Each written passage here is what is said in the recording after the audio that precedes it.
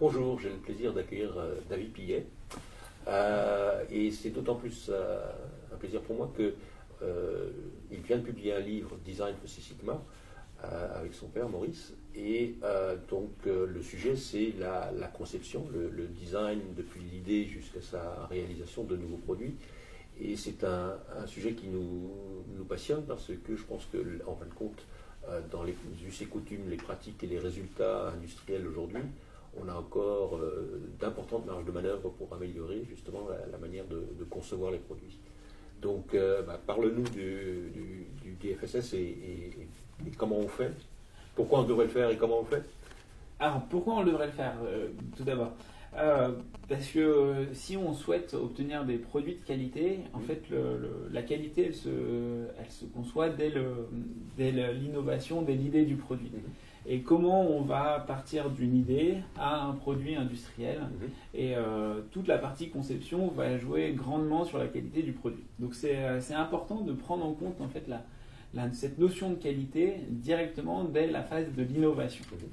Donc c'est en cela que le DFSS apporte quelque chose, c'est qu'il vient apporter une démarche pour que à la fin du processus de l'innovation, on ait des produits de qualité.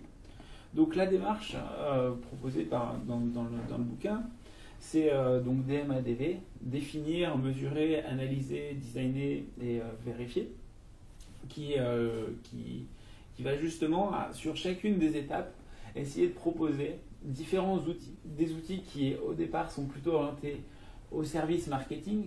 Comment est-ce que je capte le besoin client et je le transforme en un job to be done et en des spécifications qui seront utiles pour la suite. Ensuite, on va plutôt s'intéresser au développement, comment je vais générer les idées, le fait de générer plusieurs concepts. Ça, c'est vraiment aussi quelque chose qui est fondamental. Ne pas s'arrêter à la première idée, puisque la génération de plusieurs concepts vont justement permettre d'obtenir des idées qui vont nous permettre d'améliorer la qualité du produit. Et enfin, sur toute la partie industrialisation, dans laquelle on va plutôt justement parler aux personnes de l'industrialisation pour prendre cette partie design et la partie besoins qui ont été générés par le marketing pour en faire des produits Six Sigma. Donc ces différents outils, la démarche ne s'applique pas forcément au complet.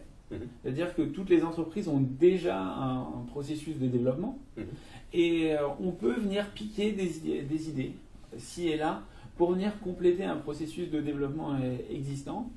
Et c'est la démarche qu'on applique le plus régulièrement, c'est-à-dire ne pas complètement transformer le processus de développement, mais venir ajouter les briques manquantes pour justement compléter un processus de développement pour obtenir un produit de qualité.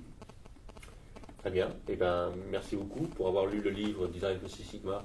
Je peux vous le recommander car effectivement, comme vient de l'expliquer David, ça prend en compte depuis le brainstorming des premières idées jusqu'à la réalisation du produit.